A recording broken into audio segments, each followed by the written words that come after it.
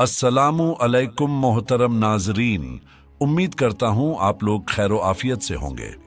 प्यारे दोस्तों, आज की इस वीडियो में एक कंजूस आदमी का वाकया आप लोगों के सामने पेश करूंगा। आप सभी से गुजारिश है कि इस वीडियो को मुकम्मल जरूर देखें।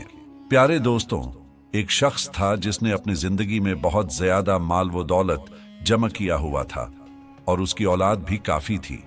तरह तरह की नेमतों से उसे अल्लाह रब्बिल आलमीन उसको मुयस्सर किए थे। ज्यादा माल और दौलत होने के बावजूद वह इंतहाई कंजूस था। अल्लाह की राह में कुछ भी खर्च न करता, हर वक्त इसी कोशिश में रहता कि किसी तरह मेरी दौलत में इजाफा होते रहे। जब वो बहुत ज्यादा माल जमा कर चुका तो अपने आप से कहने लगा, अब तो मैं खूब ऐशो इशरत की जिंदगी गुजारूंगा। चुनांचा वह अपने अहलो अयाल के साथ खूब ऐशो इशरत से रहने लगा। बहुत से नौकर चाकर उसकी खिदमत में लगे रहते, अलबत्ता कि वो इन दुनियावी आसाइशों इशरत में ऐसा मग्न हुआ कि अपनी मौत को बिल्कुल भूल गया।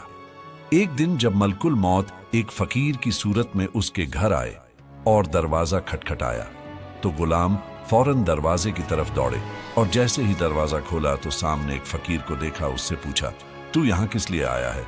मलकुल मौत ने जवाब दिया, जाओ अपने मालिक को बाहर भेजो, मुझे उसी से काम है। खादिमों ने मलकुल मौत से झूठ बोलते हुए कहा, वह तो तेरे ही जैसे किसी फकीर की मदद करने बाहर गए हैं। मलकुल मौत यह सुनकर वहां से चले गए।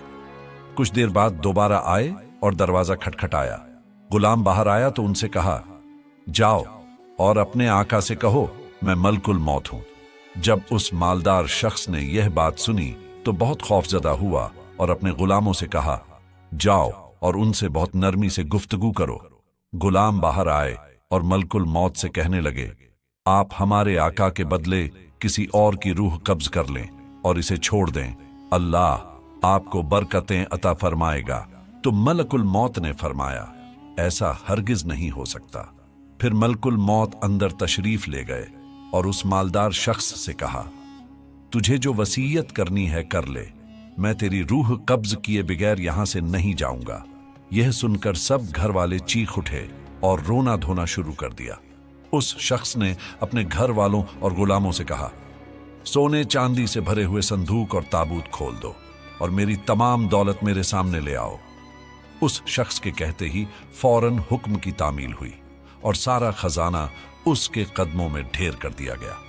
वह आदमी सोने चांदी के ढेर के पास आया और कहने लगा, ऐ जलील बदतरीन माल, तुझ पर लानत हो।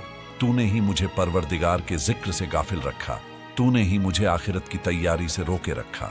यह सुनकर वह माल उससे कहने लगा, तू मुझे मलामत न कर, क्या तू वही नहीं जो दुनिया वालों की नजरों में हकीर था?